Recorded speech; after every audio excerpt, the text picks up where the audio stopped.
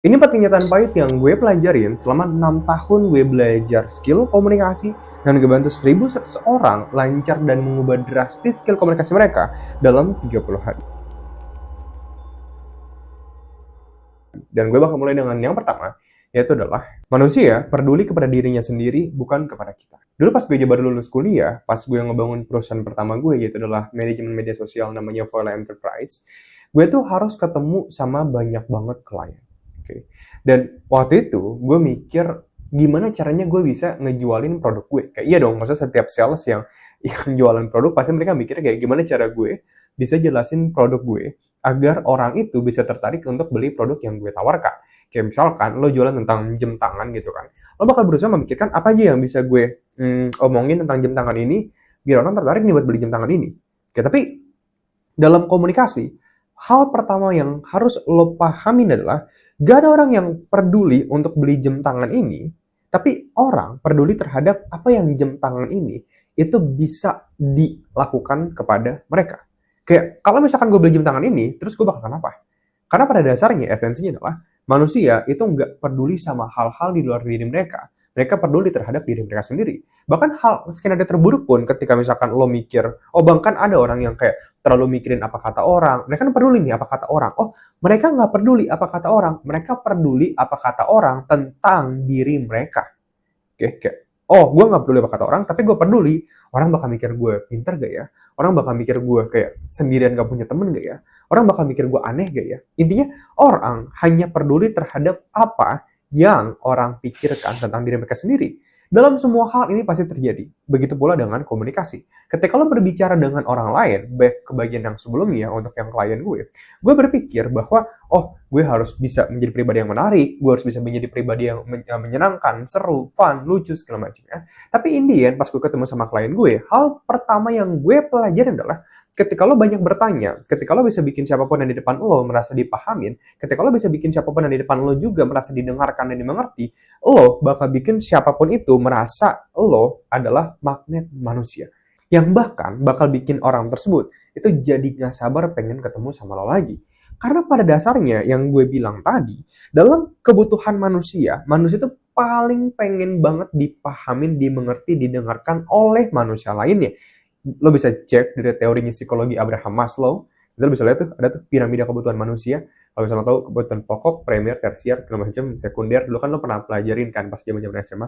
Tapi itu sebenarnya berasal juga dari hukum dari psikologi kebutuhan manusia Abraham Maslow. Nah, yang tertinggi itu namanya self-actualization. Manusia paling membutuhkan aktualisasi diri. Tapi yang kedua tertinggi itu namanya social acceptance, atau manusia pengen diterima oleh manusia lainnya. Salah satu bentuk dari penerimaan oleh manusia lainnya adalah dengan mereka dimengerti, didengarkan, dan dipahami.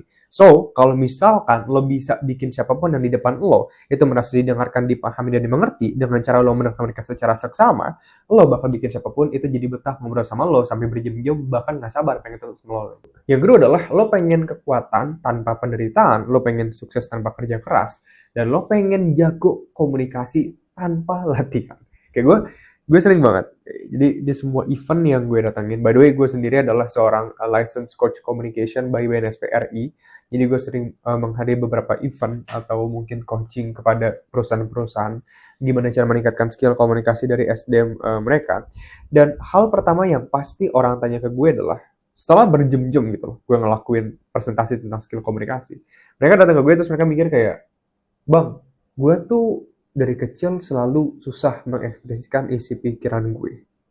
Gue tuh dari kecil selalu susah banget mengatakan apa yang ada dalam hati gue. Terus bang, apa ya solusinya? Karena gue dari kecil bakat gue komunikasi ini gak ada bang. Oke. Jawaban yang selalu gue bilang ke siapapun yang ngomong hal ini adalah komunikasi itu bukan bakat tapi sebuah skill. Ketika lo ngeliat komunikasi bukan sebagai sebuah bakat, tapi sebagai sebuah skill, lo bakal ngeliat komunikasi itu sebagai sebuah hal yang mirip dengan kayak lo bisa main bola, lo bisa main basket, lo bisa main tenis, lo bisa main volley, lo bisa main baseball, lo bisa main biliar. Intinya semua hal ini, pada dasarnya lo pernah ada di titik dimana lo parah dan payah banget lo main basket. Pertama kali lo main basket, lo bakal belajar cara megang bolanya, cara gimana ngelempar bolanya, gimana nih yang benernya strukturnya. Sama dengan boxing. Pertama kali lo main latihan boxing, lo bakal belajar kuda-kudanya dulu. Lo bakal belajar cara taruh tangan lo itu di mana, lo bakal belajar cara nge-jab itu gimana, strike itu gimana. Nggak serta-merta lo datang di sana terus lo kayak, oh bisa jab, strike, buka apa segala macam. Gue dari lahir udah dilahirkan untuk menjadi seorang boxer juara dunia. Kayak nggak ada gitu loh. Jadi sama dengan komunikasi. Semua orang itu dalam komunikasi tergantung banget lo mau mulainya dari umur kapan dan pas kapan. Karena banyak orang yang sering miskonsepsi. Gue dari lahir udah bisa ngomong, jadi udah cukup gue bisa berkomunikasi. Bukan, itu fungsi komunikasi. Oke. Fungsi komunikasi ya untuk bisa berbicara. Tapi cara lo berbicaranya, nah itu ada banyak jenis-jenisnya. Jadi skill komunikasi itu bisa diasah, bisa dilatih, dan bisa lo praktekkan dan bisa lo latihkan. Bang, terus gimana caranya gue bisa dari 0 sampai ke plus 50 level gitu kan dalam skill komunikasi? Well, lo bisa cek aja materi komunikasi ada banyak banget. Ada active listening, public speaking, effective speaking, retorika, komunikasi persuasif di YouTube gue, Jason Stanley Unscripted. Tapi kalau misalnya lo pengen langsung instan aja, pengen jawab komunikasi dalam 30 hari, udah dilengkapin tuh ada modul-modul materi pelatihannya. Gue punya penawaran buat lo bisa ikut join aja di Stanley Academy, namanya program lancar komunikasi dalam 30 hari. Di sana lo bisa belajar cara bisa berkomunikasi tanpa rasa gugup, gagap, belibet.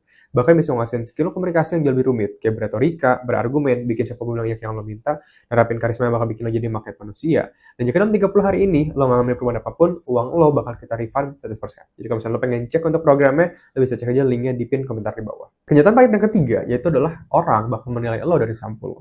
Pas gue kecil, orang-orang di sekitar gue selalu bilang kayak, jangan menilai buku berdasarkan sampulnya, jangan menilai orang berdasarkan penampilannya, jangan menilai gitu kan. Nah, pas gue tumbuh dewasa, gue sadar bahwa hal ini tuh sifatnya idealis bukan realistis. Bang, maksud lo apa? Gini, idealis itu adalah bagaimana dunia itu seharusnya bekerja. Kalau realistis adalah bagaimana dunia itu sebenarnya bekerja.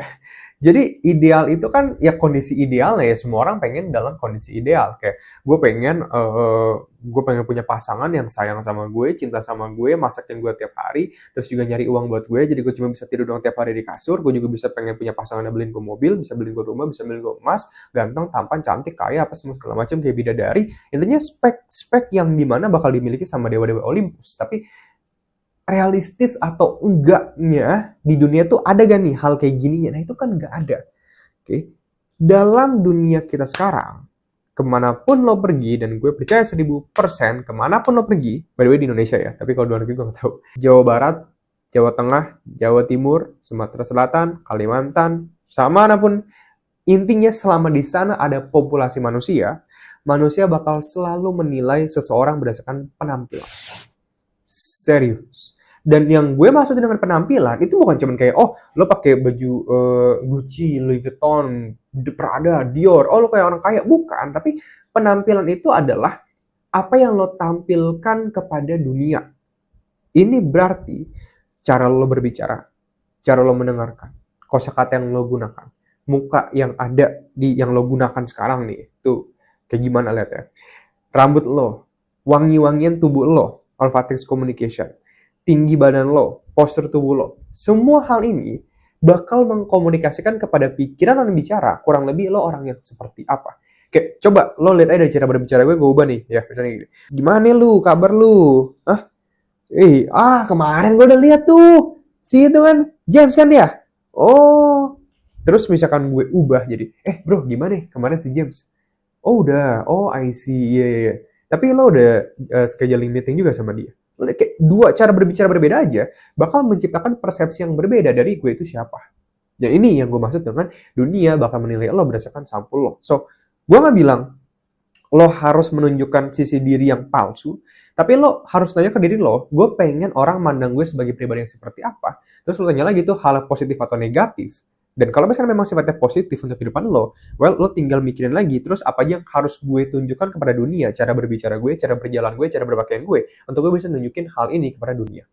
So, itu yang ketiga, dunia bakal melihat lo berdasarkan sampul lo.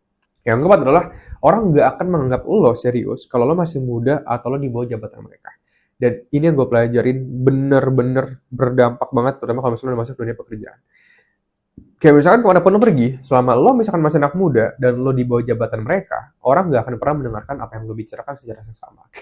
100%. Mau orangnya itu se-growth mindset apapun, sehebat apapun, sesukses atau apapun, intinya orang, kalau lo masih di bawah mereka, baik dalam umur, pengetahuan, ataupun jabatan, mereka nggak bakal dengerin lo yang gimana-gimana banget.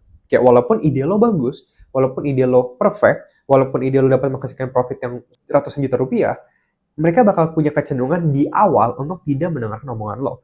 So bang, kalau kayak gitu, gimana gue bisa mempraktikkan atau membenarkan hal ini, kenyataan pahit ini dalam kehidupan komunikasi? Gini, yang bisa lo lakuin adalah, lo ubah KTP lo, umur lo jadi yang awal 21 tahun, jadi 29 tahun. Gitu kan nggak realistis. Yang bisa lo lakuin adalah, lo bisa mendewasakan terlebih dahulu bagaimana cara lo berbicara, cara lo berpikir, apa yang lo sampaikan, lo diem atau enggak, cara lo ibaratnya membawa diri lo. Intinya, semua hal ini itu dapat menunjukkan seberapa dewasa diri lo nanti. Karena pada dasarnya, kedewasaan itu kan bukan konsep dari lo itu udah umur berapa, lo udah berapa pengetahuan atau enggak, lo juga udah hidup berapa lama, lo juga udah berapa tahun di bidang ini. Intinya kedewasaan itu bukan mengacu kepada hal-hal yang kayak sifat itu umur atau sudah berapa lama. Kedewasaan itu adalah kondisi dari karakteristik mental. Kayak maksud gue, pas orang bilang, dewasa dikit deh. Dewasa dikit itu maksudnya apa? Ya kayak lo definisiin. Dewasa sedikit itu berarti adalah satu, lo bisa lebih bagus dalam ngelakuin decision making. Yang kedua, lo lebih empatis. Lo memikirkan kalau gue ngelakuin A, dampaknya bakal apa ya ke orang-orang, teman-teman gue, keluarga gue. Yang ketiga adalah lo bisa berpikir dengan plus minus. Lo bisa, oke, ini plus, ini minus. Pilihan mana yang mau gue ambil? Yang keempat, kalau lo sudah berpikir, bisa dieksekusiin nggak apa yang udah lo jadikan sebagai keputusan? Yang kelima, kalau ternyata pas dieksekusi dan itu sudah berhasil, well, congratulations. Tapi kalau misalkan itu nggak berhasil dan itu gagal, apa kalau bakal kayak ngambek-ngambek, lo ngamuk-ngamuk, dan lo nggak nerima kenyataan, atau lo bakal kayak, ya udah itu yang udah gue pilih, itu yang udah gue lakuin, dan semua hal ini adalah sudah menjadi keputusan gue. So, apapun itu hasilnya, gue harus jalan itu tanpa mengeluh. Nah ini yang kita sebut sebagai kedewasaan. Jadi, ketika orang bilang dewasa sedikit, itu bukan masalah umur, itu bukan masalah apa, tapi masalah tingkah. Nah, ketika lo memiliki karakteristik tingkah perilaku yang jauh lebih dewasa, kemanapun lo pergi, interview kerja, atau mungkin proposal bisnis, atau mungkin meeting, atau mungkin lo harus bikin video, atau mungkin lo harus jadi sales untuk meyakinkan orang untuk beli apa yang lo jual, komunikasi persuasif, lo bakal lebih diperhatikan, bakal lebih dihargain, bakal lebih didengarkan, dan mereka semua bakal cenderung lebih open dengan ide yang lo sampaikan. So, yang gue maksud bilang di sini adalah jadi orang yang lebih dewasa dalam cara lo mengkomunikasikan diri lo kepada dunia di luar sana. So, itu 4 kenyataan pahit yang gue pelajarin selama ini dalam dunia komunikasi yang realistis, bukan idealis. Kalau misalkan lo pengen belajar lebih lanjut, cara bisa mempresentasikan diri lo bisa cek video-video gue lain di channel gue di sini.